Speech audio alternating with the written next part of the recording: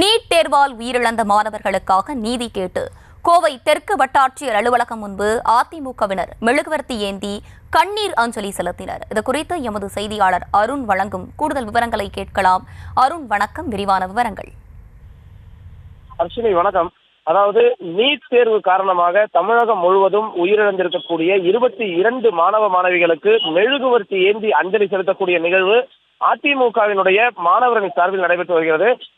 அதிமுக மாணவரணி சார்பில் கோவை பந்தயசாலை காவல் நிலைய முன்பாக இந்த போராட்டமானது நடைபெற்று வரக்கூடிய நிலையில முன்னாள் அமைச்சர் எஸ்.பி. வேலுமணி தலைமையில் அதிமுகவினுடைய மாநகர் மாவட்ட செயலாளரும் கோவை வடக்கு தொகுதி சட்டமன்ற உறுப்பினருமான அம்மல் அர்ஜுனன், அதே போன்று சட்டமன்ற உறுப்பினர்கள் பி.ஆர்.ஜி. அருண்குமார், கந்தசாமி உள்ளிட்ட ஏராளமானோர் 500க்கும் மேற்பட்டோர் இந்த நிகழ்ச்சியில கலந்து கொண்டு கையில் மெழுகுவர்த்தி ஏந்தி உயிரிழந்த மாணவ மாணவிகளுக்காக அஞ்சலி செலுத்தி வருகின்றனர்.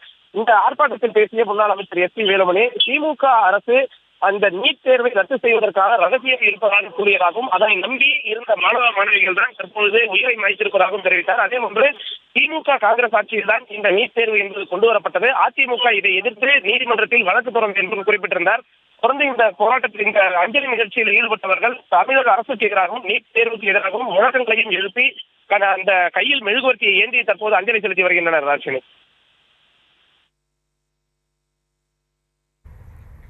விவரங்களை வழங்கியமைக்கு நன்றி அருண்.